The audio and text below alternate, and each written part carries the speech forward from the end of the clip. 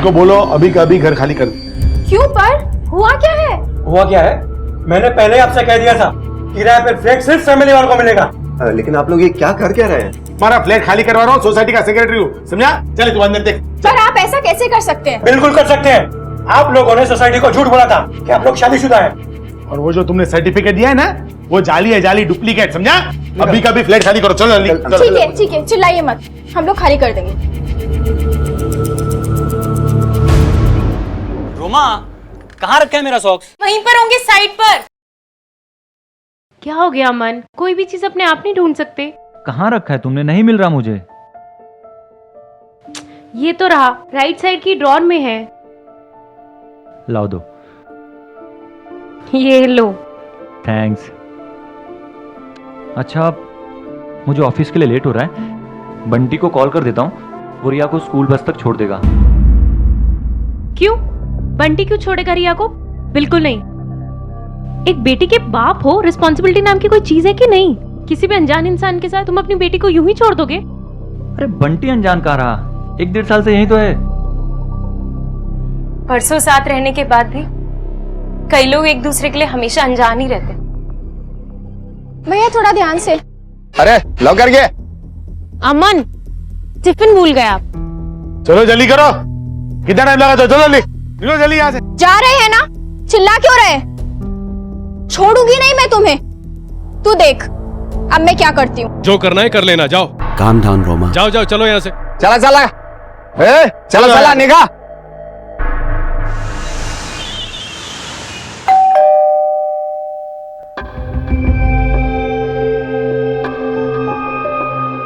रिया बेटा। हाय बच्चा, चलो गार्डन में चलते हैं। रिया, अंदर जाओ, अपनी कॉपी और पेंसिल उठाओ और अंदर जाकर होमवर्क करो। चलो जाओ अंदर। अरे बच्ची थोड़ी देर के लिए गार्डन में खेलेगी पापा तो। प्लीज, इस वक्त रिया की पढ़ाई का टाइम है, रिया कहीं नहीं जा सकती। आप फिर कभी आना प्लीज।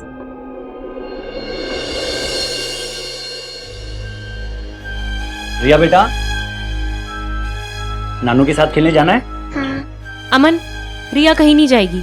मैंने कहा ना, इस वक्त उसकी पढ़ाई का टाइम है। अमन, जब रोमा मना कर रही है तो तुम क्यों जबरदस्ती कर रहे हो बेटा? माँ प्लीज जाने दो उसे, पापा खुद आए लेने के लिए। क्या? जाओ नानू के साथ। आजा आजा आजा आजा, आजा।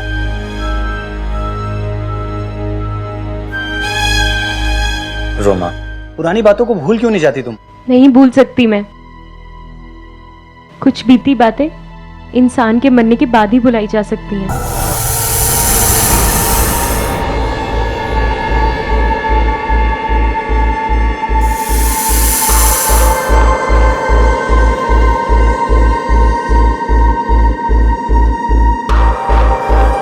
यहाँ पे खेलो। हाँ, कुछ होगा मम्मा को बुलाना। ओके।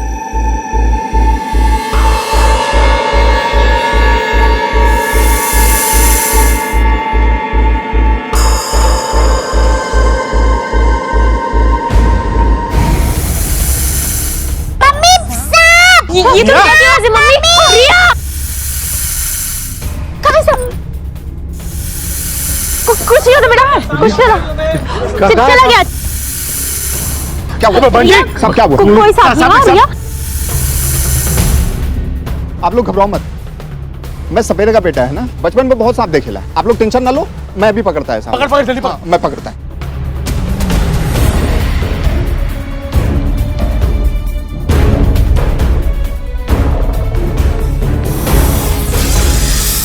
मिल गया साहब। मार दे।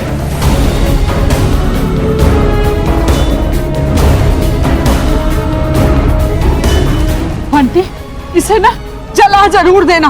जोड़े से होते ये बदला लेने जरूर आते। बंटी, जला देना उसे। बस घबराते नहीं, से स्ट्रॉन्ग गर्ल। हाँ, कुछ नहीं होगा बच्चा। घबरा गई है। घबराएगी ना पुत्र जी, मैं तो कहती हूँ काली पूजा करा देते हैं, वरना इन सांप का क्या भरोसा। माँ प्लीज डराइए मत बच्ची को। अब बार बार वही बातें दोहराएंगी ना तो उसके मन में सांप के लिए डर बैठ जाएगा। आसपास तो कोई जंगल भी नहीं है, फिर ये सांप आया कहां से? पुत्र जी, नाग और नागिन का जोड़ा होता है, वो बदला लेने ना जरूर आते हैं। आपको अंदाजा भी, आप क्या बात कर रही हैं? ये नाग नागिन जोड़ा, नाग को दूध पिलाना, ये सब बकवास है, कोरी कहानियां हैं सब।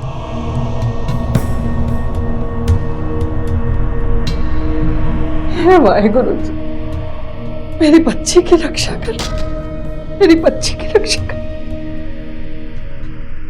क्या सांप को मारने पर उसकी आंखों में मारने वाले की तस्वीर रह जाती है और फिर सांप का जीवन साथी वो तस्वीर देखकर बदला लेने आता है? शहर की एक सोसाइटी में सांप के निकलने से डर का माहौल पैदा हुआ और जहां डर वहां पूजा पाठ और अंधविश्वास।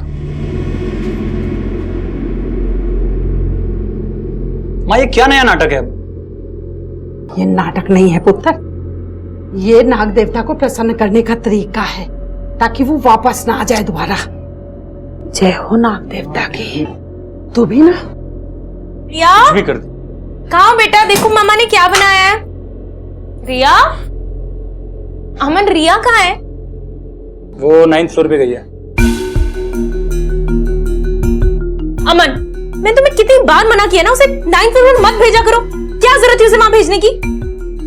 रोमा, वो तुम्हारे पापा के घर ही गई है, हर बात में इतना इशू बनाने की क्या जरूरत है? इशू मैं बना रही हूँ? अमन, मैं तुम्हें पहले भी कितनी बार क्लियर कर चुकी हूँ कि मुझे नहीं अच्छा लगता रिया पापा के घर बार बार जाए। तुम्हें समझ में नहीं आता क्या? ठीक है, मैं अपनी बेटी को खुद वापस लेकर आती हूँ, ओके?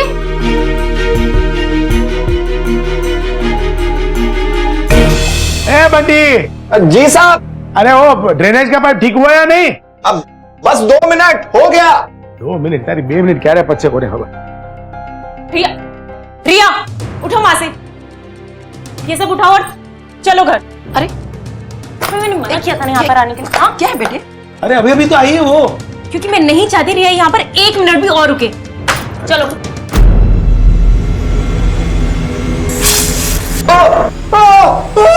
अरे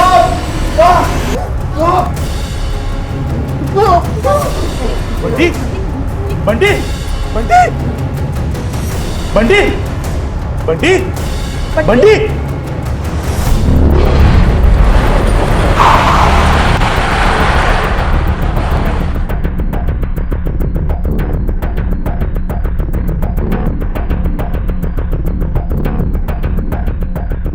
ड्रेनेज का पाइप चौक था और इसलिए मैंने बंटी को कहा था कि अंदर जाकर के चेक करे कि क्या है। वो अंदर गया और कुछ थोड़ी देर के बाद में आवाज आई अंदर से, साफ साफ करके वो बाहर आया दौड़ के और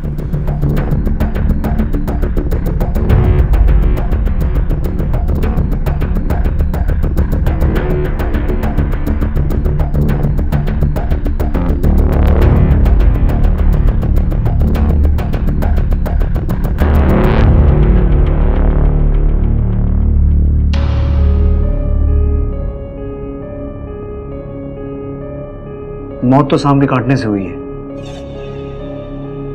लेकिन एक बात समझ में नहीं आई कि सांप यहां 9th फ्लोर तक आया कैसे? हमें कैसे मालूम पड़ेगा साहब? बट अच्छा, बॉडी को पोस्टमार्टम के लिए भिजवाओ।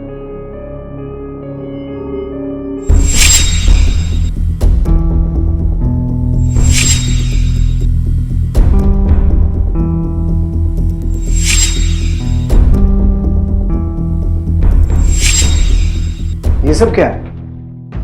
कुछ नहीं सर, पढ़े लिखे मूर्खों का अंधविश्वास। कुछ दिनों पहले हमारी बिल्डिंग में एक सांप निकला था जिसे इस बंटी ने ही मारा था। तब से इन लोगों को लगता है कि वो सांप वापस लौटेगा अपना बदला लेने के लिए। रोज का यही तमाशा है। मैंने आज तक किसी सांप को 9वें फ्लोर तक चढ़ते नहीं देखा। एक काम करो, स्नेक रेस्क्यूअर को बुलाओ, क्योंकि इस खतरे से बिल्डिंग वालों की हिफाजत जरूरी है। Yes sir.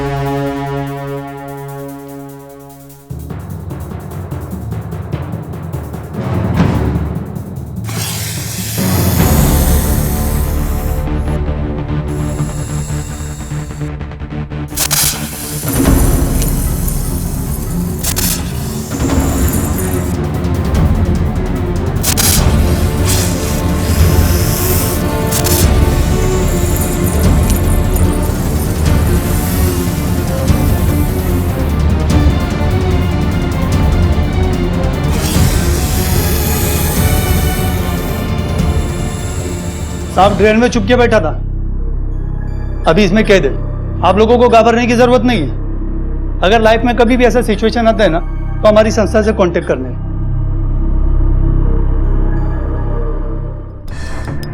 Sir, postmortem report से कंफर्म हो गई, बंटी की मौत स्नेक बाइट से ही हुई है। ये केस एक्सीडेंटल डेथ का है और कोई संभावना तो नजर नहीं आती। पर एक ही बात समझ में नहीं आई भट्ट, सांप बिल्डिंग के 9वें माले तक पहुंचा कैसे? बॉडी फैमिली को हैंडओवर कर दो। सर,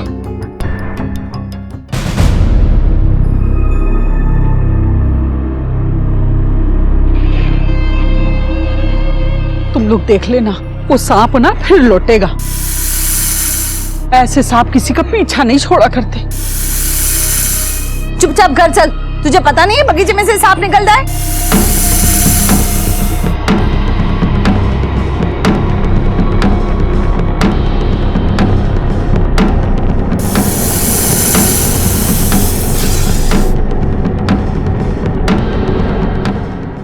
माँ, ये नमक की लक्ष्मण रेखा खींचने से सांप नहीं आएगा क्या? अमन, मैं जो कर रही हूं ना, बस तू मुझे करने दे। देखो, मैं देख रहा हूं पिछले कुछ दिनों से अपने सोसाइटी के अंदर डर का माहौल बना हुआ है। सब लोग सांप के नाम से बहुत डर रहे।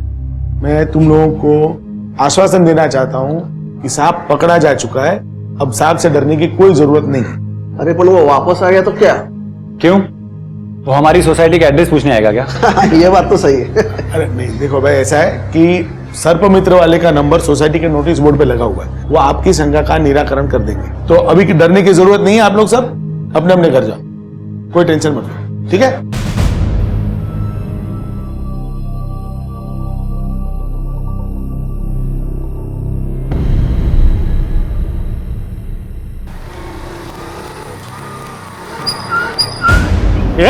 अंधा है क्या बुड्ढा? ये बदतमीज, सारा खुद आकर के मेरे को गाड़ी ठोकता है और मेरे को बोलता है अंधा है। तमीज नहीं है तेरे को? गलती किसी की भी हो बुड्ढे, भारी तो तेरे को ही पड़ेगी एक दिन। ए, ठीक से बात कर, समझा तू मेरे से? क्या तमीज से?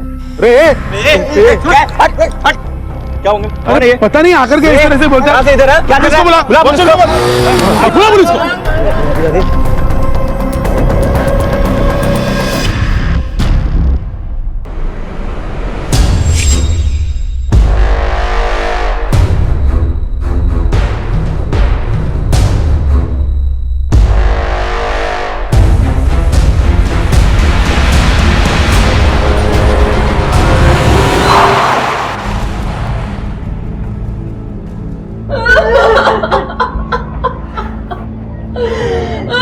इनकी मौत भी वैसी हुई है जैसे सिक्योरिटी गार्ड बंटी की हुई थी। सर, ये भी स्नेक बाइट का ही केस लग रहा है। इसी बिल्डिंग में 2 मौतें हैं और दोनों सांप के काटने से।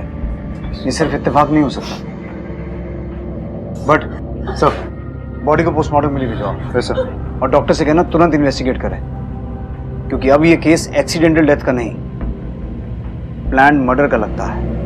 एक सोसाइटी में 2 लोगों की सांप काटने से हुई मौत ने सारे इलाके को हिलाकर रख दिया। सवाल उठ रहा था कि सांप इतनी ऊपर पहुंचा कैसे और उसके डसने का शिकार बंटी और भूषण ही क्यों बने? क्या कोई और भी है जो इस सांप के निशाने पर है? पुलिस को अब इस केस में किसी साजिश के होने की बू आ रही थी। सर, प्रिलिमिनरी पोस्टमार्टम रिपोर्ट आ चुकी है। सर, देखा जाए तो बंटी और भूषण के डेथ में सिमिलरिटीज बहुत ज्यादा है, जैसे कि दोनों को एक ही तरह के सांप ने काटा हो। दोनों के शरीर पे स्नेक बाइट मार्क्स और पॉइजन एक ही जैसा है। बड़ी अजीब बात है बट एक ही टाइप के कितने सांप छुपे हैं बिल्डिंग में और आए कहां से? एक काम करो, बॉडी रिलीज करने से पहले सेकंड पोस्टमार्टम रिपोर्ट का इंतजार करो। अब तो 100% मर्डर की बू आ रही है। सर, सोसाइटी के लोगों से पूछताछ करें। Make sense. चल चलिए सर। इंस्पेक्टर साहब, कुछ पता चला भूषण जी की मौत कैसे हुई? क्या उन्हें भी सांप नहीं काटा है? देखिए, प्रीलिमिनरी रिपोर्ट से तो ऐसा ही लगता है कि आपके बिल्डिंग के गार्ड बंटी और सेक्रेटरी भूषण जी को एक ही प्रजाति के सांप ने काटा है, लेकिन अभी तक ऐसा अरुणा आंटी सही कहती हैं, जोड़ा बदला लेने आया है, एक एक करके सबको मारेगा। देखिए, ऐसा कुछ होता नहीं है, आप लोग परेशान मत होइए। मुझे लगता है सर्पमित्रा ने सांप को पकड़ा ही नहीं है, बुद्धू बना गया हमें। नहीं साहब, वो सांप को तो मैं तभी जंगल में छोड़ दिया था। ये देखिए, ये फॉरेस्ट ऑफिसर का रसीद है मेरे पास। सब एक बात बोलूं क्या, अगर वो सांप पकड़ा नहीं भी जाता था ना तो उसके काटने से किसी की मौत नहीं होती थी। क्यों? क्योंकि सांप की विष ग्रंथियों यानी वेनम ग्लैंड्स में फिर से जहर बनने में कम से कम 1 महीने का वक्त लगता है। अभी तो 10 दिन ही हुए। तुमने जो सांप पकड़ा था वो रेजिडेंशियल इलाकों में पाया जाता है? नहीं, वो एक मालबार पिट वाइपर था। अंबोली गांव के आसपास के जंगल में मिलता है, मगर मुंबई के आसपास में कहीं पे भी नहीं। साहब काहीतरी लोचा है। एक तो वो सांप शहर आता नहीं, और अगर वैसे ही सांप ने सेक्रेटरी को काटा है तो वो सांप कहां से आया? या वो सब लाया कौन? अब ये तो हमें अमोली गांव चलकर ही पता चलेगा, जहां ये सांप पाए जाते हैं। पता तो चले एक ही जाति के 2 सांप जंगल छोड़कर शहर आए कैसे। एक काम करो, गाड़ी सपेरों की बस्ती की तरफ लो।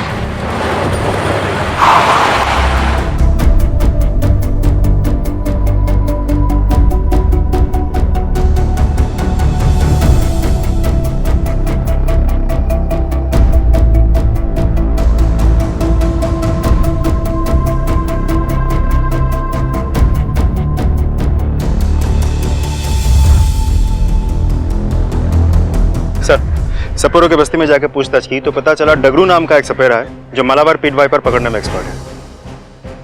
चला दगड़ूला भेटूया। सर,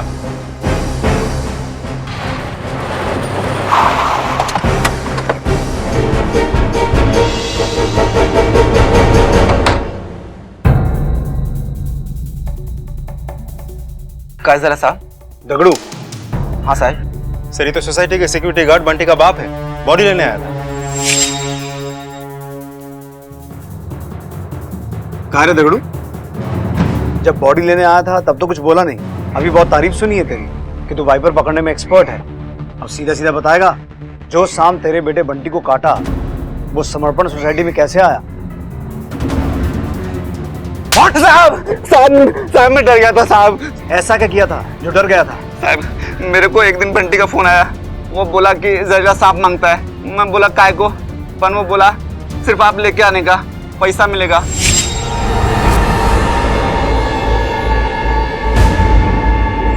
मैं वैसा ही किया साहब, पर बाद में मेरे को पता लगा कि मेरा इस बेटा सांप के काटने से मरा। तो साहब मैं डर गया, कुछ नहीं बोला किसी को। क्यों चला एला? साहब मैं काहे नहीं केला साहब। सर सबसे पहले पार्क में एक सांप मिलता है जिसे बंटी ने मार दिया, और यहीं से किसी को आइडिया मिला कि सांप का इस्तेमाल किया जा सकता है मर्डर के लिए। और मर्डर प्लान करने वाला ये अच्छी तरह से जानता था कि बंटी का बाप सपेरा है। मतलब सोसाइटी का ही कोई आदमी है इस सारी प्लानिंग के पीछे। बट बंटी गया था सेक्रेटरी भूषण का ड्रेनेज पाइप ठीक करना, और बंटी वो आदमी है जिसने सांप अरेंज किया था अपने बाप के थ्रू। बट इसका मतलब ये हुआ कि प्लानिंग थी भूषण को मारने की, लेकिन सांप ने गलती से बंटी को ही डस लिया। और साहब दगड़ू बोला कि एक ही सांप, तो दूसरा सांप कहां से आएगा? क्योंकि बंटी तो पहले मर चुका था। तो फिर सर ये कौन हो सकता है जो सेक्रेटरी भूषण को मारना चाह रहा था? इसका जवाब हमें सोसाइटी से ही मिलेगा। नाही साहेब, मला काहीच माहित नाही। हमारी तो रातों की नींद हराम हो गई है। भूषण जी का किसी के साथ कोई झगड़ा? हाँ सर, एक बाइक वाला हमसे टकराया था और उन लोगों ने उन्हें धमकी भी दी। कौन थे वो लोग? कोई जान पहचान वाला या आसपास की सोसाइटी से कोई? नहीं सर, यहाँ तो पहले उनको कभी नहीं देखा। सर मुझे उनके बाइक का नंबर याद है, MS022558 था। हट सर, इस बाइक का पता लगा। मैं रोमा से मिल के आता हूँ। भूषण जी की बेटी है, उसे कुछ तो पता होगा। रोमा जी, कुछ दिन पहले 2 बाइक वालों ने भूषण जी को धमकी दी थी। आप उनकी बेटी हैं, आपसे कुछ बात की थी उन्होंने? जी नहीं सर, पापा ने कभी इस बारे में कोई जिक्र नहीं किया। लेकिन हाँ सर, कुछ दिनों पहले पापा ने एक कपल को सोसाइटी से निकाला था। छोड़ूंगी नहीं मैं तुम्हें। तू देख अब मैं क्या करती हूँ। आपके पास वीना और उसके पति का कोई एड्रेस या नंबर है? हाँ सर, वो लोग टेनेंट थे तो ऑफिस के पेपर्स में होगा ही। Thank you. दामले, ये सोसाइटी ऑफिस से एड्रेस और नंबर लो और दोनों को उठा के लाओ। जी सर। मैं तुझे छोड़ूंगी नहीं, यही कहा था ना भूषण को? हाँ सर, लेकिन हमारा मतलब वो सब नहीं था। हम दोनों तो बहुत पीसफुली रह रहे थे सोसाइटी में। लिव इन रिलेशनशिप है हमारी, और उसे क्या जरूरत थी हमारी लाइफ में इंटरफेयर करने की? तो इस वजह से मरवा ही दिया उस बेचारे को? नहीं नहीं सर, आप गलत इल्जाम लगा रहे हैं। हमें गुस्सा था उससे, बहुत गुस्सा था, लेकिन सर इतना नहीं कि हम उसकी जान ले लें। यही लोग हैं जिन्होंने सेक्रेटरी को धमकी दी।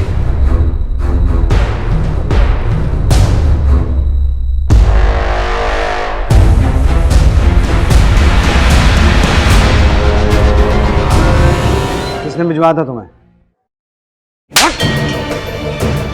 साहब इन्होंने पैसा दिया था, बोला बुड्ढे को तंग करने का, पर हमने कुछ नहीं किया साहब, मारने के लिए नहीं बोला था।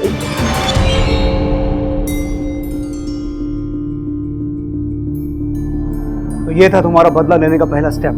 सर मेरा बिलीव कीजिए, मेरा इस मर्डर में कोई हाथ नहीं है। बट क्या लगता है वीना इतनी बड़ी प्लानिंग कर सकती है? सब मोटिव तो है, पर छोटे मोटे बदले का, मर्डर का नहीं। मैंने दोनों के बारे में पूछताछ की और मुझे लगता नहीं कि इस मर्डर के पीछे वीना उसके पति का कोई हाथ होगा। लगता तो मुझे भी ऐसे ही। साहब भूषण मर्डर केस की फाइनल पोस्टमार्टम रिपोर्ट।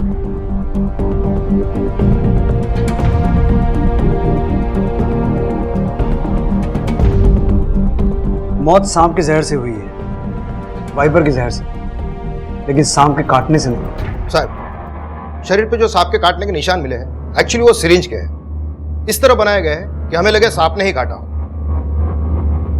कोई डाउट नहीं, ये मर्डर है। दमले, एक काम करो, पता लगाओ ये जहर आ कहां से सकता है। बंटी का बाप हमारी हिरासत में है, उसे तोड़ो, अगर उसे पता होगा तो वो बक देगा। हो सर। तब तक हम ये पता लगाते हैं कि किसी की भूषण से ऐसी क्या दुश्मनी हो सकती है जो उसे इस तरह से मारा। गहरी नफरत की बू आ रही है इस मर्डर केस से। हम आपको क्या बताएं, अपने बाप से बात नहीं करती वो औरत। बेटी है, थोड़ा बाप के लिए सोचना चाहिए था। अपनी बच्ची को नाना के पास नहीं जाने देती थी। पर क्यों? वो नहीं चाहते थे कि बेटी की शादी अरुणा जी के घर में हो। भूषण जी ठहरे अमीर आदमी और दामाद मिडिल क्लास। तो आपको लगता है इसी वजह से? हमने ऐसा नहीं कहा, हमें जितना मालूम था वो आपको बताया। Thank you. बट सर मैं रोमा से मिल के आता हूँ। तुम इस बिल्डिंग में और लोगों से पूछताछ जारी रखो। भूषण जी इस बिल्डिंग के सेक्रेटरी थे, बहुत से लोगों से दुश्मनी हो सकती है उनकी। हाँ सर, मैं गुस्सा थी पापा पर। दरअसल मैं अमन से प्यार करती थी और इन्हीं के साथ शादी करना चाहती थी, लेकिन पापा नहीं चाहते थे कि मेरी शादी अमन के साथ। इसलिए उन्होंने एक दिन जाकर अमन के खिलाफ पुलिस कंप्लेंट कर दी कि वो एक नाबालिग लड़की के साथ शादी कर रहा है, जबकि ऐसा कुछ भी नहीं था। उनका मानना था कि अमन मेरे लायक नहीं है, जबकि हम एक ही सोसाइटी में रहते थे।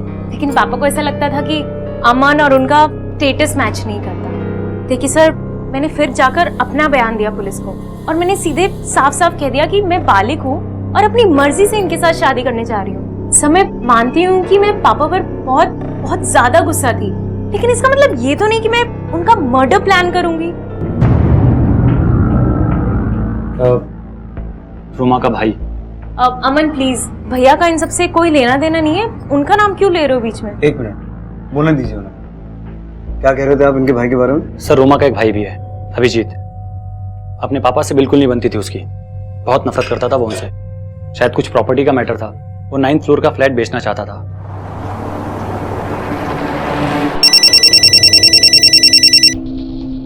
हाँ बोलो दामले।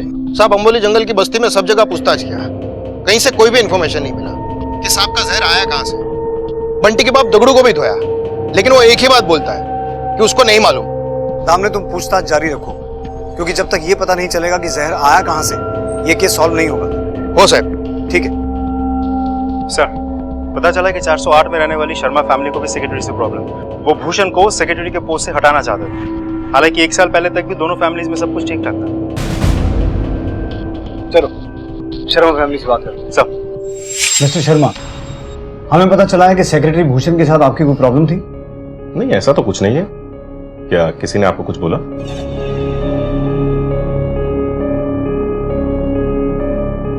शर्मा जी, एनसीसी की ट्रेनिंग ली है आपने? जी। कैंप्स में भी गए होंगे? जी। एनसीसी की ट्रेनिंग में सिखाया जाता है कि सांप से बचना कैसे है, और अगर सांप सामने आ जाए तो उसे हैंडल कैसे करना है। आखिर आप कहना क्या चाहते हैं? आपसे जितना पूछा जाए उसका जवाब दीजिए। भूषण से क्या प्रॉब्लम थी आपकी? रुचिका को अंदर लेके जाओ। सर वो सेक्रेटरी बहुत ही कमीना और नीच किस्म का इंसान है। उसने मेरी छोटी सी बच्ची को मॉलेस्ट करने की कोशिश की।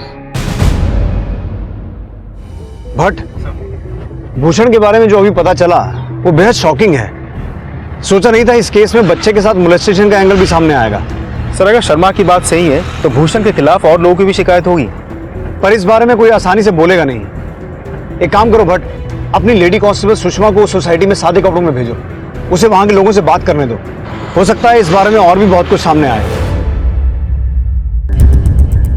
अपने पिता की प्रॉपर्टी पे नजर थी तुम्हारी? सर नजर जैसी कोई बात नहीं, मैं बस अपने पापा को समझा रहा था कि ये प्रॉपर्टी बेच देते हैं, अच्छी खासी कीमत मिल जाती और हम कहीं शिफ्ट हो जाते और मुझे भी बिजनेस स्टार्ट करने के लिए, इन्वेस्टमेंट के लिए हेल्प हो जाती, और वो राजी नहीं हुए सर। तो ये रास्ता चुना तूने अपने पिता की प्रॉपर्टी हासिल करने के लिए? सर ऐसी कैसी बातें कर रहे हैं आप? हम तो ऐसी वैसी ही बातें करते हैं।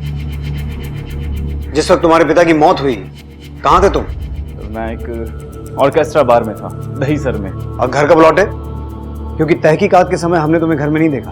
सर मैं घर आया था लेकिन पैसे लेने, क्योंकि बार का पूरा पेमेंट मैंने नहीं किया था, वही लेने मैं घर में आया था, इसलिए मैंने पैसे लिए और 10-15 मिनट में वहां से चला गया। अभिजीत, 10-15 मिनट बहुत होते हैं जहर का असर होने के लिए। देखिए सर, मैं मानता हूं कि मेरी आदतें अच्छी नहीं है, लेकिन ये सब मैंने नहीं किया है, और आप चाहें तो अफसर बार में कॉल करके पूछ सकते हैं मेरे बारे में। बिना पूछे ही सफाई देनी शुरू कर दी? ठीक है, फिलहाल तुम जा सकते हो, पर याद रखना हमारी नजर है तुम पर।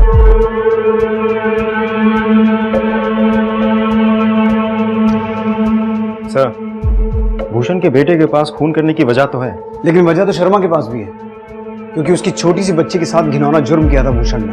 सर सोसाइटी में पूछताछ जारी है, लेकिन अभी तक किसी और ने भूषण के बारे में वैसा कोई कंप्लेंट नहीं दर्ज करवाई। और कांस्टेबल गावड़े बोल रहा था कि बहुत सारे ऐसे माँ बाप हैं जो अपने बच्चों को भूषण से दूर रखते हैं, लेकिन सामने को कोई बात ही नहीं करना चाह रहा है। हाँ भट्ट, अक्सर बदनामी के डर से माँ बाप चुप रहते हैं, और यही तो वजह है कि बच्चों के साथ हुए दुर्व्यवहार की रिपोर्ट पुलिस में दर्ज ही नहीं होती है, और ऐसे मुजरिमों के हौसले और बढ़ जाते हैं। एनीवेज भट्ट, तुम बिल्डिंग के आसपास से भूषण का पूरा बायोडाटा निकलवाओ, हर छोटी बड़ी जानकारी चाहिए मुझे, बेटी दामाद सबके बारे में। सब कोशिश करना छोटे बच्चों से बात करो, क्योंकि छोटे बच्चे अक्सर ऐसा सच बोल देते हैं जो बड़े बोलने से कतराते हैं। क्या और भी कोई बच्चा शिकार हुआ था उसके इस दुष्कर्म का? क्या उन्हीं में से किसी एक ने भूषण से अपना बदला लिया था? क्या फिर कोई और वजह थी इस हत्या की? हाँ बोलो दामले। साहब मला एक माहिती भेटली आहे, कुछ लोग हैं जो चोरी छुप के सांप का जहर निकाल के बेचते हैं। क्या? हाँ साहब, ये लोग सांप पकड़ने में एक्सपर्ट तो है, साथ में इसका जहर निकाल के बेच भी देते हैं। मैं उसके आगे भी पूछताछ करता हूँ। सर सोसाइटी वालों से पता चला कि भूषण अक्सर बच्चों के साथ ही रहता था। इससे पहले भी कई लोगों ने उसकी हरकतों के खिलाफ शिकायत की, पर फैमिली वालों ने बात दबा दी। सब 2-3 लोग हैं, मैं उनका नाम और पता बताऊंगा, पर अपना नाम बीच में नहीं आना चाहिए सर। जल्दी बता, तेरा नाम नहीं आएगा।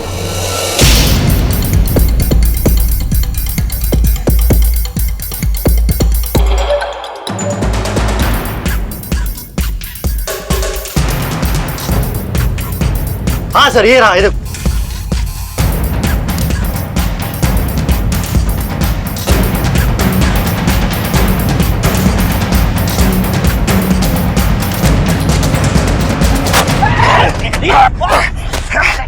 साहब मेरे को कुछ नहीं मालूम साहब, मेरे को कुछ नहीं मालूम साहब। काय रे, समर्पण सोसाइटी में किसको सांप का जहर बेचा? साहब मैं बताता है साहब, एक भाई थी साहब। आगे बोल, आगे बोल। साहब उसने मेरे को 5,000 रुपया दिया, बोला कि किसी को बताने का नहीं। चेहरा याद है उसका? हाँ साहब।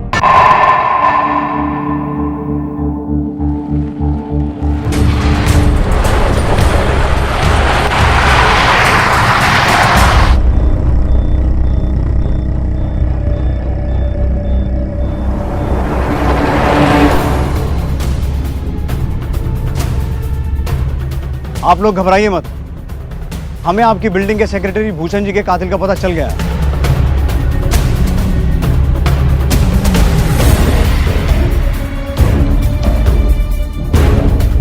रोमा, चलो हमारे साथ, अरेस्ट करो इन्हें।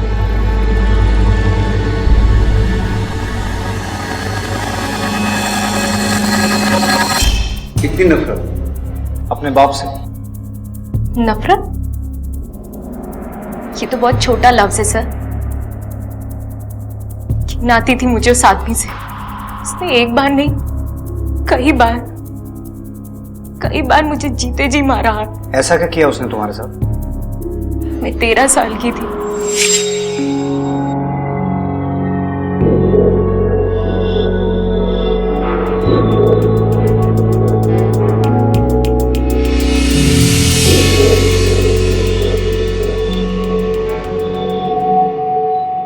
पापा आपको कुछ चाहिए? कुछ नहीं बेटा। क्या कर रही थी? स्टडी कर रही थी। क्या पढ़ रही थी? ग्रामर।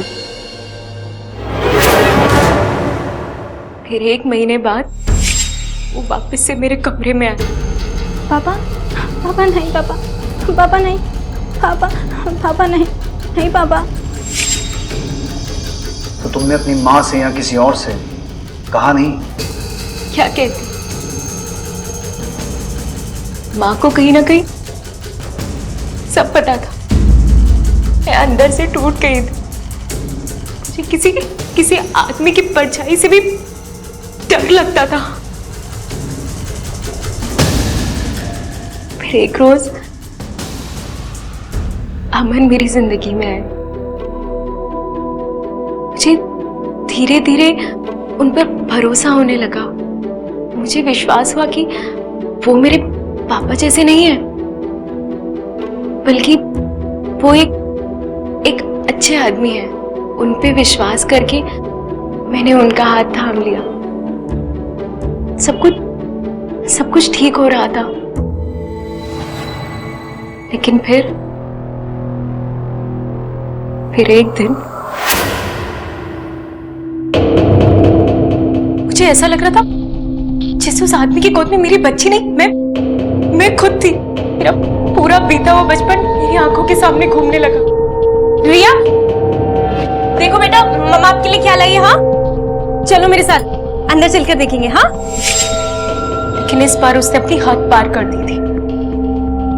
उसकी गंदी नजर मेरी बच्ची पर थी। तभी तय कर लिया, इस आदमी को जीने का कोई हक नहीं। चाहे कुछ भी हो जाए, मैं सिवान को जिंदा नहीं रहने दूंगी। फिर सोसाइटी में एक दिन सांप निकला और मेरे दिमाग में एक प्लान बना। मुझे जहरीला सांप ला कर दो। मैडम? फिर बंटी सांप लेकर आया। मैंने बंटी से कहा कि वो सांप मेरे पापा के वॉशरूम में रख दे, मगर बंटी की किस्मत खराब थी सर। उस सांप ने बंटी को ही काट लिया। फिर मैंने जहर बेचने वाले आशुतोष से जहर खरीदा। हेलो पापा। अरे रुमा, तुम? हाँ, मैं। कैसे आप? मैं ठीक हूँ। तुम यहाँ अचानक? मैंने सोचा कि क्यों ना आज बाप बेटी बैठकर कुछ पुरानी बातें कर ले। ये तो बहुत ही अच्छी बात है। आओ बैठो। वैसे मेरा कॉफी पीने का मन था। आप पियेंगे ना मेरे हाथ की बनी हुई कॉफी? हाँ, पीऊंगा। मैं अभी लेकर आई। हाँ।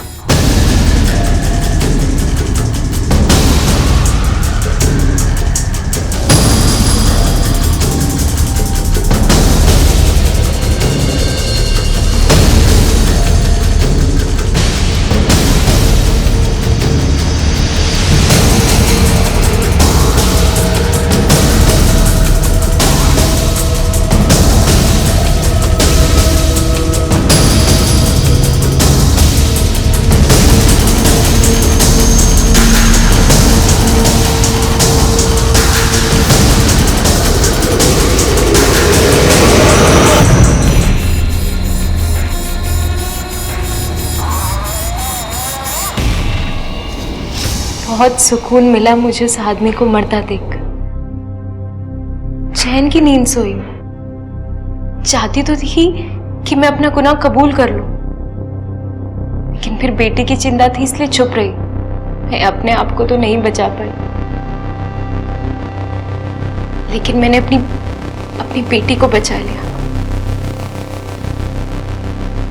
मैंने जो किया, जो उसका कोई अफसोस नहीं। रोमा, तुम्हारे साथ जो कुछ भी हुआ बहुत बुरा हुआ, तुम्हारे पिता ने बहुत घिनौना जुर्म किया तुम्हारे साथ। हाँ, ये सही है कि तुम छोटी थी, किसी से बात नहीं कर पाई, लेकिन तुमने जो कुछ भी किया उसे सही नहीं ठहराया जा सकता। अगर तुम कानून की मदद लेती तो शायद तुम आज अपनी बेटी के साथ होती। गुस्सा और नफरत हमें ही खत्म करते हैं, लेकिन हमें ऐसा लगता है कि हमने किसी और को खत्म कर दिया।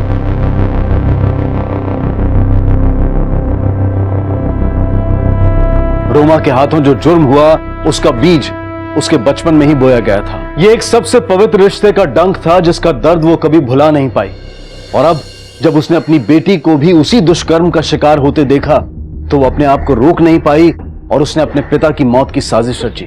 चाइल्ड सेक्सुअल अब्यूज की खबरें हम अखबारों में पढ़ते हैं, टीवी पर देखते हैं, लेकिन हमें अंदाजा नहीं होता कि न जाने कितने मासूम बच्चे इस जुर्म का शिकार होते हैं। आंकड़ों के हिसाब से देखा जाए तो भारत में सेक्सुअली अब्यूज्ड बच्चों की संख्या दुनिया के किसी भी अन्य देश से अधिक है। Union ministry of women and child development के आंकड़ों के अनुसार एक सर्वेक्षण में उन्होंने 53% बच्चों को इस विकृति का शिकार पाया और ज्यादातर केसेस में बच्चों के शोषण के जिम्मेदार होते हैं उनके बेहद करीबी लोग। अगर बचपन में ही रोमा को उसकी मां का सहारा मिला होता तो उसकी जिंदगी की कहानी कुछ और होती, लेकिन अक्सर माता पिता, करीबी रिश्तेदार ऐसे शोषण की जानकारी मिलने के बाद चुप्पी साध लेते हैं। डर होता है बदनामी का, जबकि डर होना चाहिए बच्चों के मन पर ऐसे शोषण के बुरे असर का। बच्चे उम्र भर ये कड़वी यादें लेकर बड़े होते हैं, लेकिन भुला नहीं पाते वो डंक, वो दर्द। याद रखिए, आंखें बंद कर लेने से अंधेरा नहीं हो जाता, जुल्म को चुपचाप सह लेने से हालात नहीं बदल जाते।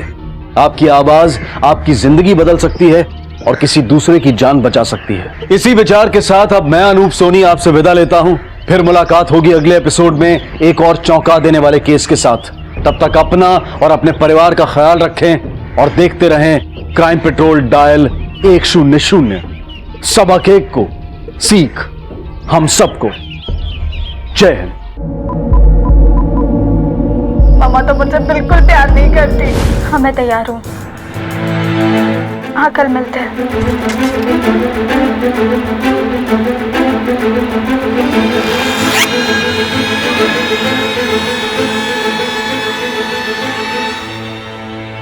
रिश्तों की नाजुक डोर अगर गले में कसा फंदा लगने लगे तो समझ जाना चाहिए कि उस रिश्ते में बंधे इंसानों से उसे निभाने में कोई गलती जरूर हो रही है। और अगर ये दो इंसान दो अलग अलग पीढ़ियों से ताल्लुक रखते हों तो भूल होने की संभावना और बढ़ जाती है। हर पीढ़ी की सोच, जिंदगी को देखने का नजरिया और उसकी जरूरतें अलग होती हैं। अगर इन दोनों ही पीढ़ियों के लोग अपने बीच के इस अंतर को समझकर एक दूसरे की जरूरतों का ख्याल ना रखें तो जमीन तैयार होती है उस तरह के हादसे की जो कोलकाता में रहने वाली इन माँ बेटी रूपा और राशि के साथ घटने वाला था।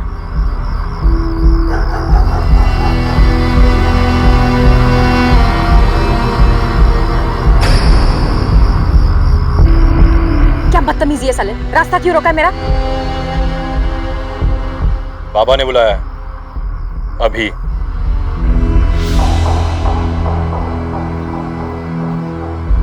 तुम हमारे बेटे का विधवा हो इसलिए रहने दिया है यहाँ पर। अब हमने ये घर बेचने का निर्णय किया है।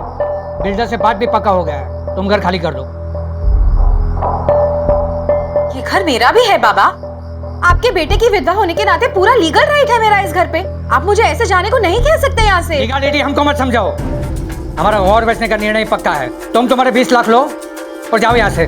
नहीं तो की कर तुम ही धमकी दे रहे हैं मुझे। अब चाहे जो बन पड़े ना आप लोगों से आप कर लीजिए, मैं ये घर छोड़ के नहीं जाऊंगी।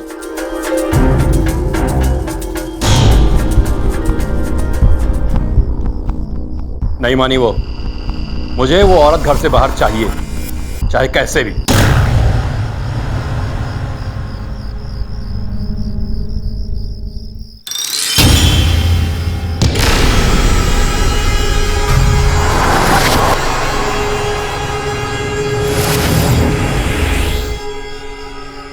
I'm always there for you, Rashi.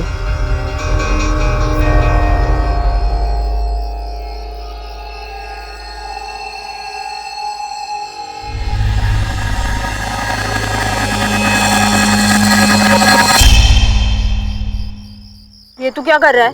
I love you, Rashi. Please. मैंने कभी सोचा भी नहीं इस बारे में। राशि, 1 साल से साथ में हम यार। I really love you. तुम्हें क्या हो गया अचानक? हमारा और बेचने का निर्णय पक्का है। तुम तुम्हारे 20 लाख लो और जाओ यहाँ से।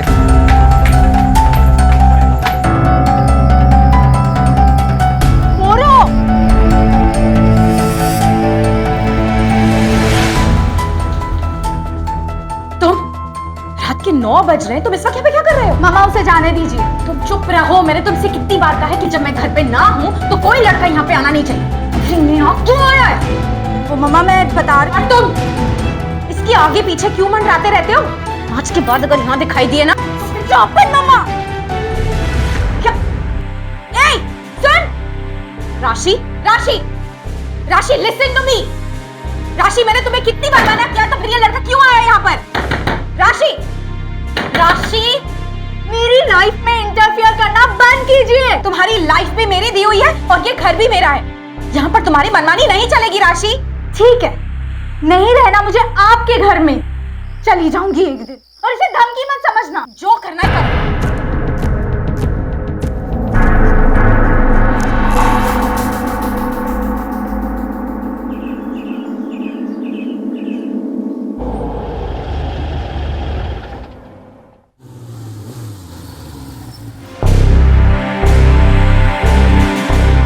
जितना जल्दी हो सकता है खाली कर दे वो घर, नहीं तो जो होगा बुरा होगा।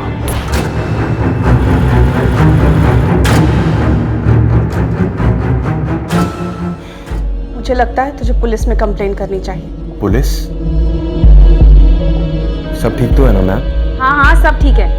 और तुम्हें कभी किसी ने ये नहीं सिखाया कि अंदर आने से पहले दरवाजे पे नॉक करना चाहिए? वो कुछ फाइल्स पे आपके साइन चाहिए थे मैम। रख दो और प्लीज बाद में आना। जी। डोंट वरी, कुछ नहीं होगा। वो लोग चाहते हैं कि तू घर छोड़ के निकल जाए, इसीलिए तुझे डरा रहे हैं। कुछ नहीं बिगाड़ सकते वो तेरा। अब क्या हुआ? किसे फोन लगा रही है? राशि को? कहीं वो लोग उसे तो कुछ। राशि का फोन बंद है। तू एक काम कर, स्कूल में फोन लगा।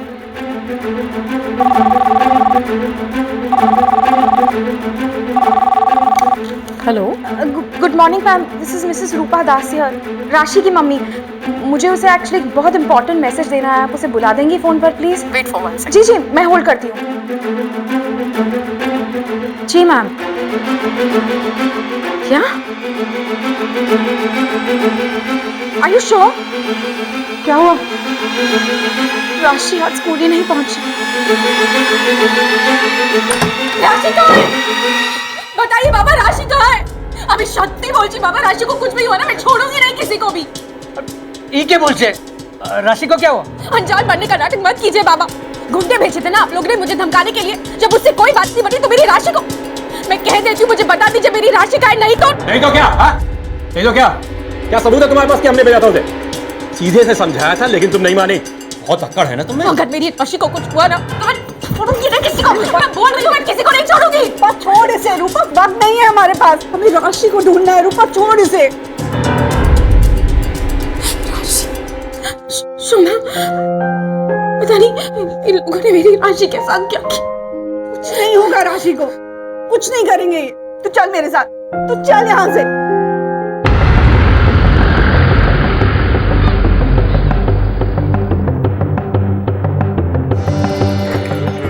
जिस बाइक पे गुंडे आए थे उसका नंबर याद है आपको? नहीं इंस्पेक्टर साहब, वो तो सर हमारी पार्किंग में सीसीटीवी कैमरा है, शायद वहां से आपको कोई जानकारी मिल जाए। हाँ हाँ इंस्पेक्टर साहब, आपको वहां से पता करो बाइक का नंबर, किसी का चेहरा या फिर और कोई क्लू जिससे उन्हें पहचाना जा सके। इतनी बड़ी बात होगी आपने बताया नहीं। तुम कौन हो? जी हम सब कलीग्स हैं, साथ काम करते हैं। हमें राशि के रिसेंट फोटोग्राफ चाहिए होंगे, कुछ पता चलते ही हम आपको कॉल करेंगे।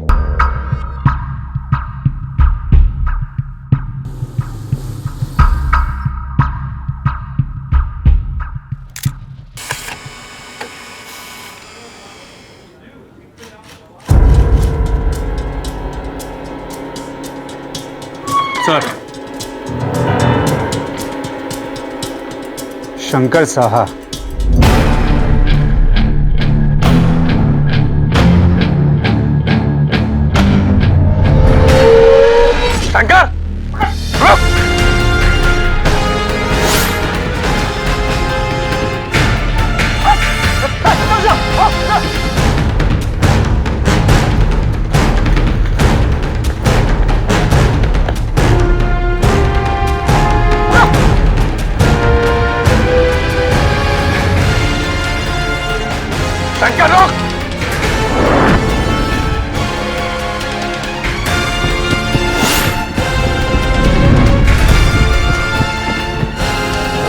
कहाँ भागेगा?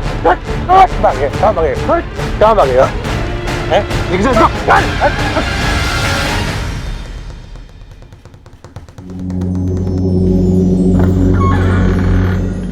सलील दास।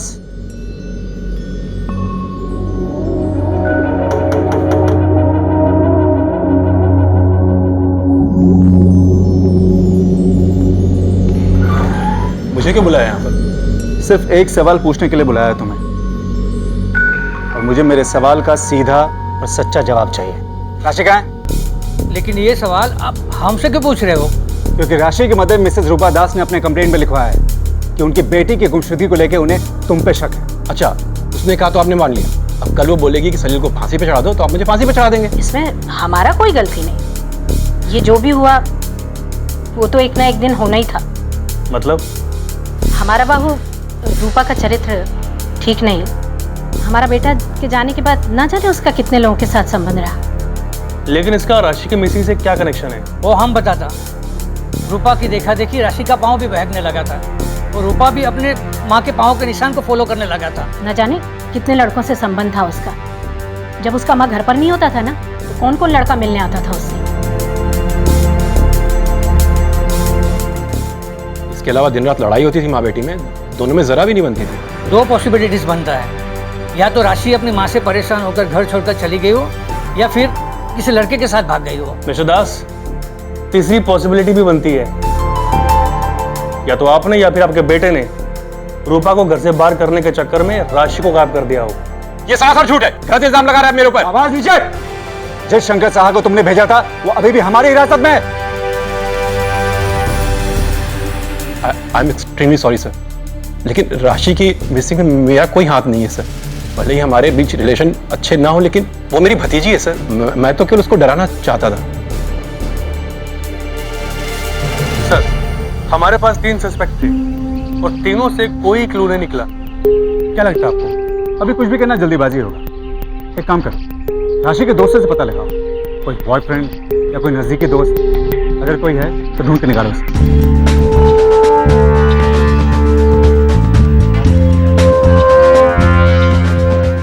जी सर, एक लड़का है, प्रसन्नजीत नाम है उसका। वो उसका सबसे क्लोज फ्रेंड है। जी हाँ, मेरा बेटा है प्रसन्नजीत, लेकिन वो तो कॉलेज गया हुआ है। गलतफहमी है आपकी। हमने पता किया है, आज वो कॉलेज गया ही नहीं, और सुबह से मोबाइल फोन भी बंद है उसका। गायब हो गया वो। और वो राशि की माँ कह रही थी कि उस औरत की बात पे आपको इतना भरोसा है? एक नंबर की बच्चलन औरत है वो। उसकी बेटी भी वैसी ही है, जब देखो फोन करती रहती है, और पता नहीं कितने लड़कों के साथ दोस्ती है उसकी। भाग गई होगी किसी के साथ। उसकी माँ मेरे बेटे को फंसाना चाहती है। देखिए, कौन किसको फंसाना चाहता है इसका फैसला हम करेंगे, आप नहीं। फिलहाल हमें आपके बेटे की फोटो चाहिए।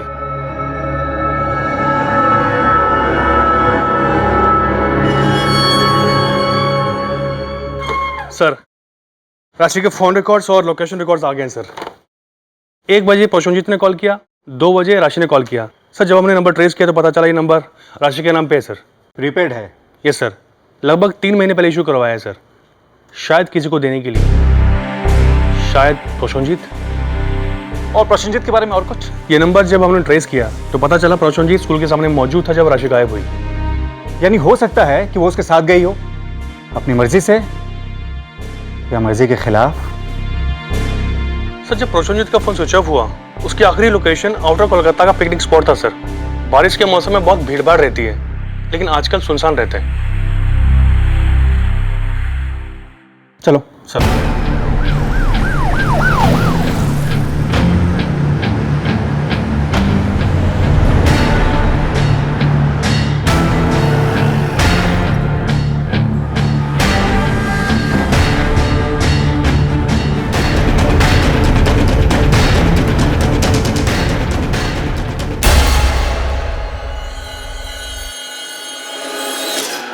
अगर राशि प्रसन्नजीत के साथ थी तो इस सुनसान जगह में आए क्यों दोनों?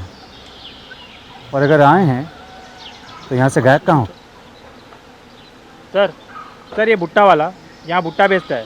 प्रसन्नजीत और राशि का फोटो इसने पहचान लिया है।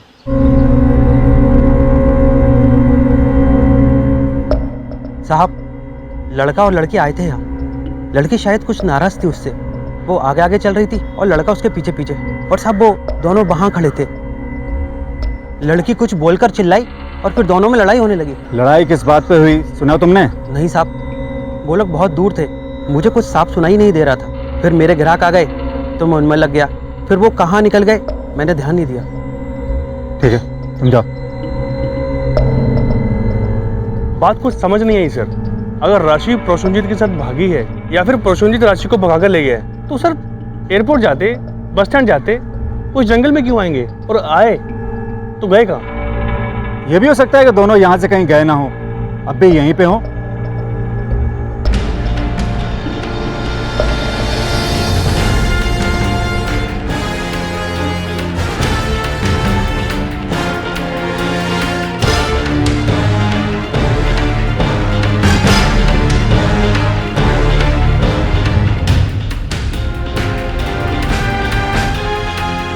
सर, यहाँ पर कुछ है।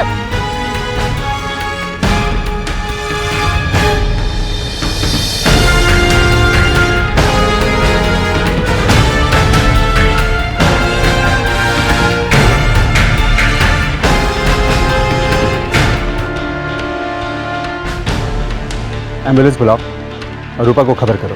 और हाँ, रूपा और राशि से जुड़े हर इंसान की जांच करो। कोई भी शक के दायरे से बाहर नहीं होना चाहिए, खुद रूपा भी नहीं। क्योंकि अगर प्रसन्नजीत ने राशि का कत्ल किया है तो इसकी वजह भी राशि से जुड़ी होनी चाहिए या फिर रूपा से।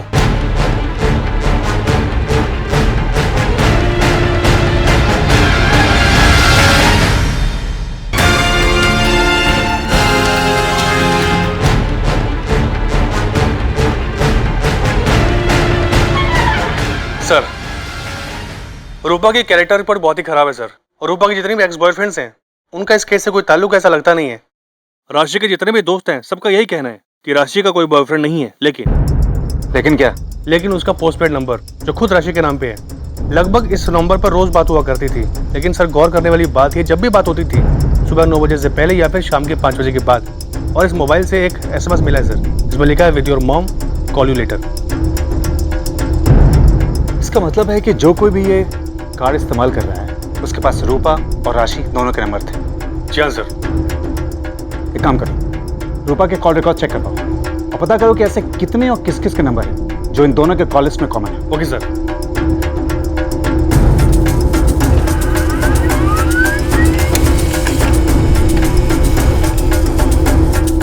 सर, ये 2 नंबर कॉमन है सर। इस नंबर पर राशि और रूपा लगभग रोज फोन करती थी, लेकिन 6 महीने पहले अचानक दोनों ने एक साथ फोन करना बंद कर दिया और इसके बाद ही राशि ने नया फोन नंबर लिया था। यानी राशि ने ये सिम उसे दिया होगा। लगता तो यही है सर।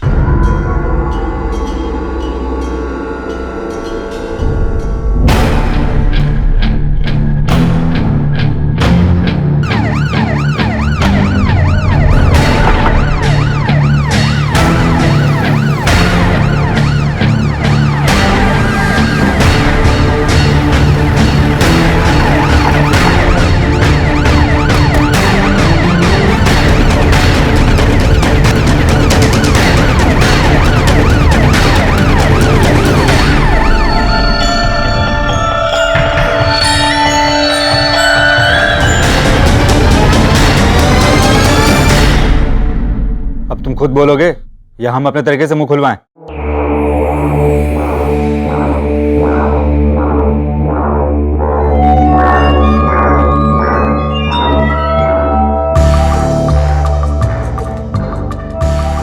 हाँ, मेरा रिलेशन था रूपा के साथ, राशि के साथ भी था, लेकिन ये कोई जुर्म तो नहीं है सर।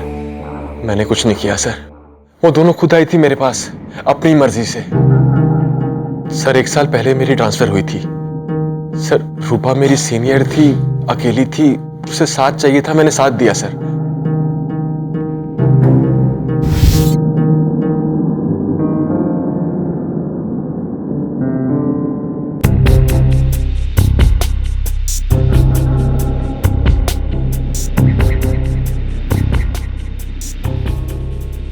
और रूपा के घर पर मेरी मुलाकात राशि से हुई। राशि? ये देवाशीष है, मेरे साथ बैंक में काम करती है। देवाशीष ही मेरी बेटी राशि। हेलो, हाय। हाय। शुरू में कुछ खास बातचीत नहीं थी मेरी और राशि के बीच, मैं जानता था कि रूपा और राशि के रिलेशंस आपस में अच्छे नहीं हैं, इसीलिए मुझे वो अवॉइड करती है। पर एक दिन सर राशि का कॉल आया कि वो मुझसे मिलना चाहती है।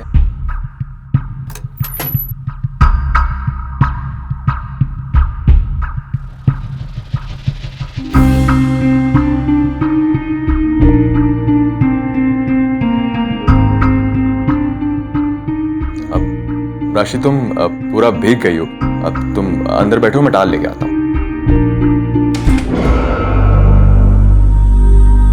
राशि ये तुम क्या कर रही हो तुम? ये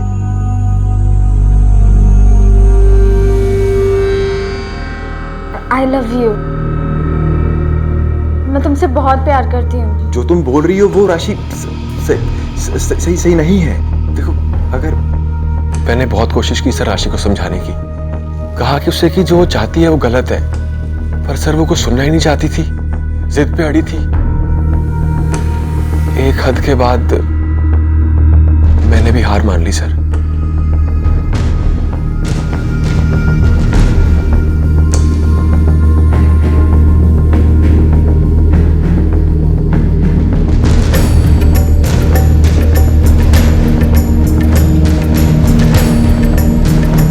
लेकिन उसने ऐसा किया क्यों? उसके और तुम्हारी एज में बहुत डिफरेंस है। वो चाहती तो इतने इजीली उसको दूसरा लड़का मिल सकता था, फिर तुम क्यों?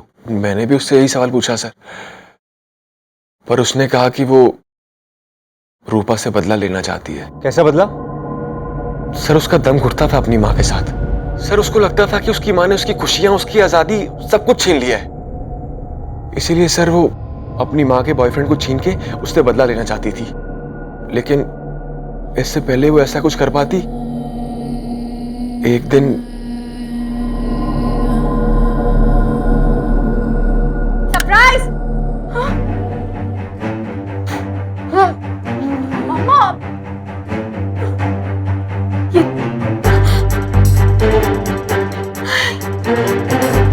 How could you?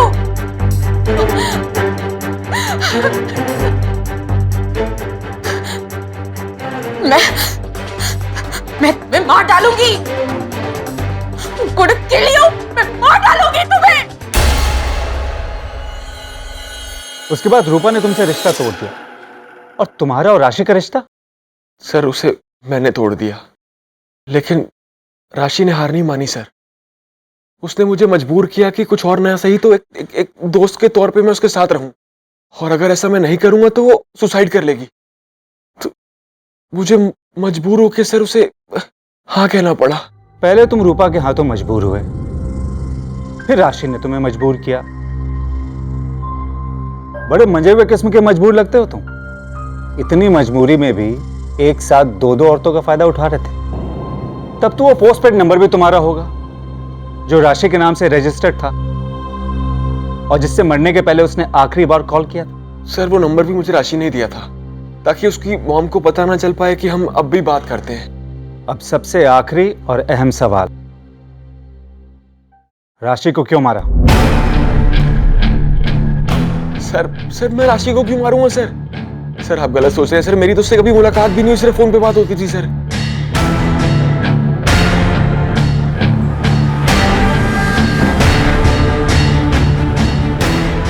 फिलहाल तो तुम जा सकते हो, लेकिन एक बात याद रखना, अगर तुमने कुछ भी छुपाया है या छुपाने की कोशिश की है तो चुपचाप खुद वापस आ जाना। अगर दोबारा हमसे मेहनत करवाई तो हमारी अगली मीटिंग इतनी अच्छी नहीं होगी जैसी इस बार रही, समझे?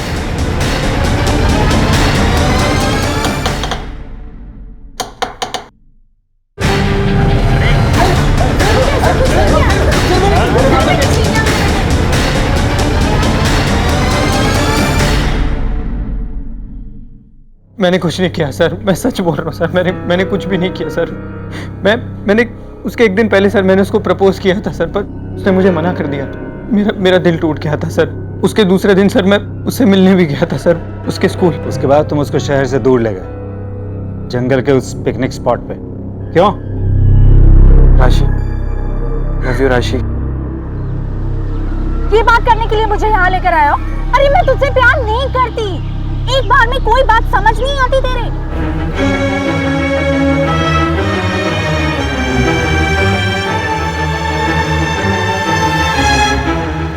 जाओ ना। उसके बाद सर मैं उसे वहीं छोड़ के चला गया। उसके बाद क्या हुआ मुझे कुछ नहीं पता सर। अगर तुमने कुछ किया ही नहीं है तो गायब क्यों हो गए तुम? कॉलेज भी नहीं गए थे, मोबाइल भी बंद था तुम्हारा। मेरा मूड खराब था सर, मैं इसलिए फोन स्विच ऑफ कर लिया था। घर पे जब सर शाम को फोन किया तो मॉम ने बताया कि सर राशि मिसिंग है। आप लोग आए थे सर मुझे ढूंढने, तो मैं डर गया सर, क्योंकि मैं ही राशि को वहां लेके गया था। उसके बाद जब पता लगा कि राशि का मर्डर हो गया है तो सर मैं और डर गया। तो थोड़ी देर मॉल चला गया सर और वहीं पे थोड़ा सा वक्त बिताया। फिर सर मैं दोस्त के घर छिप के रहने लगा।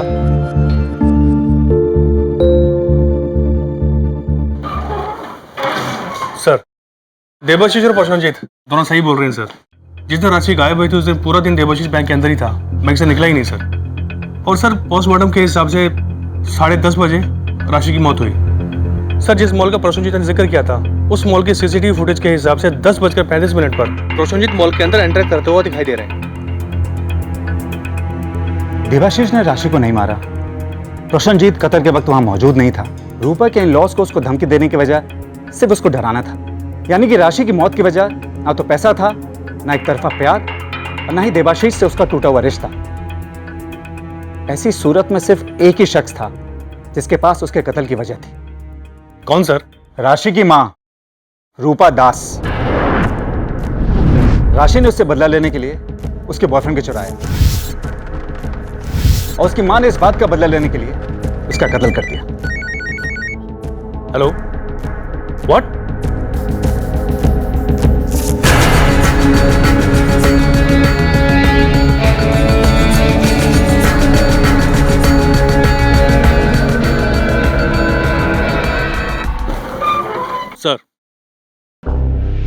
सर ये है इस केस के इवेंट्स विद एग्जैक्ट टाइमिंग, राशि का गायब होने से लेकर रूपा के सुसाइड तक, और ये है उसके कॉल रिकॉर्ड्स और लोकेशन रिकॉर्ड्स। ये देखिए सर, इससे साफ पता चलता है जब भी कुछ हुआ वो वहां मौजूद नहीं था। लेकिन सर इस बीच जितने भी कॉल उसको आए उसे पिक नहीं किए सर। कॉल का मिस होना कोइंसिडेंस हो सकता है, लेकिन दोनों बार एग्जैक्ट टाइम पे। एक काम करो,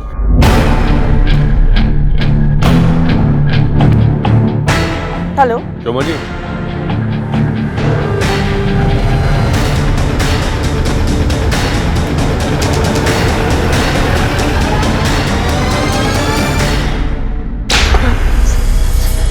आप मुझे क्यों मार रहे हैं? चुप, बिल्कुल चुप। इस पर कहानी तू नहीं मैं बयां करूंगा, वो भी सच्ची कहानी। राशि को भी तुमने मारा है और उसके बाद रूपा को भी तुमने ही मारा है, लेकिन दोनों मर्डर करने के बाद भी तुम हमारी आंखों में धूल झोंकने में कामयाब हो गए। आप क्या कह रहे हैं सर? मुझे कुछ समझ में नहीं आ रहा सर। बैंक की पार्किंग के सीसीटीवी फुटेज ने सब कुछ बयां कर दिया है। राशि की मौत के दिन सुबह 6 बजे तुम बैंक में आए और 9:15 बजे अपनी गाड़ी में बैठ के बाहर जाते हुए दिखते हो। जब राशि की मौत के 1 घंटा पहले तुम बैंक से निकले ही नहीं तो वहां के सीसीटीवी कैमरा के रिकॉर्डिंग में कैसे दिख रहे हो? सर आप क्या कह रहे हैं सर? मुझे कुछ समझ में नहीं आ रहा। उसके बाद राशि के मर्डर स्पॉट पे एक भुट्टे वाले ने भी तुम्हारे फोटोग्राफ को पहचान लिया है।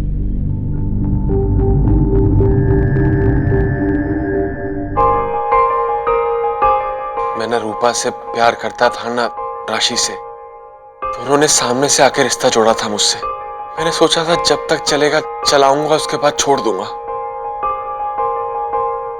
लेकिन एक दिन राशि गाड़ी में जाकर बैठो। तुमने सुना नहीं मैंने क्या कहा? जाओ जाकर गाड़ी में बैठो।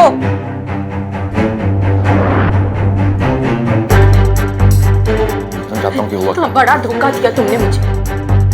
मेरी बेटी है वो, तुम्हें छोड़ूंगी नहीं। मैं मार डालूंगी तुमने मेरी बेटी को गंदा कर दिया। नहीं नहीं प्लीज नहीं, मार डालूंगी।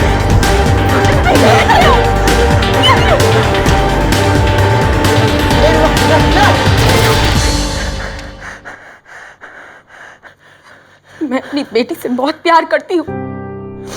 उसे कोई संभालने वाला होता तो आज तुझे जिंदा नहीं छोड़ती मैं। आज के बाद मुझे अपनी शक्ल मत दिखाना।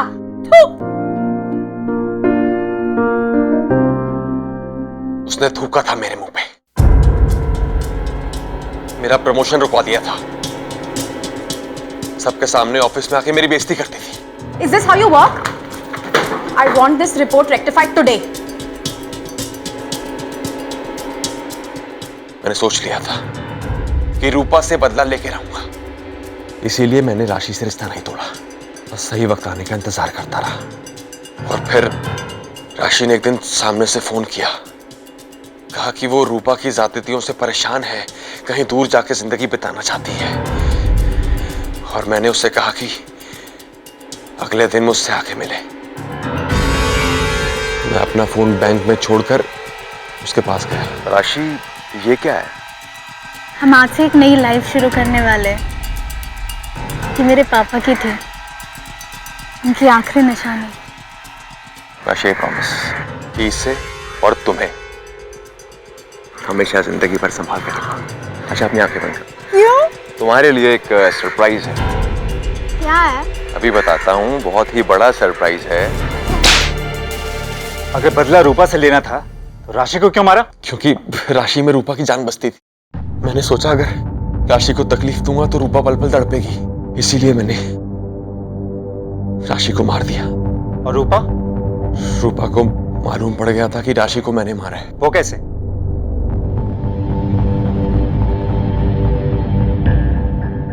रूपा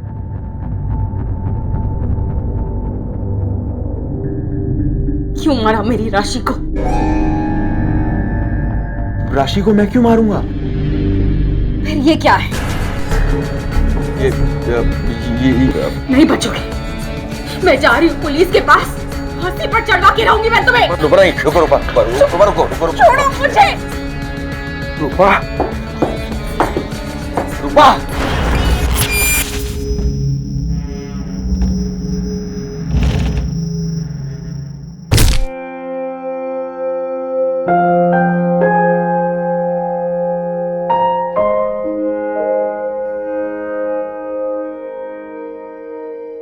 उसके बाद तुमने रूपा की लाश को सुनसान ब्रिज के नीचे फेंक दिया ताकि हमें लगे कि उसने सुसाइड किया है। जुर्म या अपराध चाहे छोटा हो या बड़ा, वो हमें अपना शिकार तभी बनाता है जब हम उसे ऐसा करने का मौका देते हैं। हम सब ने उस साइकिल को जरूर देखा होगा जिसे बच्चा पहली बार चलाना सीखता है। उसके पिछले हिस्से में दोनों तरफ दो पहिए लगे होते हैं जो जरूरत पड़ने पर बच्चे को गिरने से बचाते हैं, उसे सहारा देते हैं। एक बच्चे के जीवन में भी माँ बाप का रोल कुछ ऐसा ही होता है कि वो उसे जीवन के रास्ते पर अकेले आगे बढ़ने दें और सिर्फ जरूरत पड़ने पर ही उसे सहारा दें, उसे संभालें। रूपा जैसे माता पिता के साथ साथ राशि जैसे बच्चों और हमारी युवा पीढ़ी को भी ये समझना होगा कि उन्हें अपनी जिंदगी अपने तरीके से जीने का पूरा हक है, लेकिन इस जिंदगी को जीने का एक सही तरीका भी होता है जिसे उनके माता पिता उनसे बेहतर जानते हैं। इसलिए कोशिश कीजिए उन्हें समझने की, उनसे सीखने की, ताकि आपके रिश्तों में वैसी दरारें ना आ पाएं जैसे कि रूपा और राशि के रिश्ते में आई, ताकि उनका फायदा कोई तीसरा ना उठा पाए जैसा कि देवशीष ने उठाया। इसी विचार के साथ मैं अनूप सोनी अब आपसे विदा लेता हूं। फिर मुलाकात होगी अगले एपिसोड में और खुलासा करेंगे एक और जुर्म का। तब तक अपना और अपने परिवार का ख्याल रखें और देखते रहें क्राइम पेट्रोल डायल 100। सबक एक को, सीख हम सबको। जय हिंद। इस तरह के और भी एपिसोड देखने के लिए हमारे चैनल को सब्सक्राइब करें और बेल आइकन दबाना ना भूलें।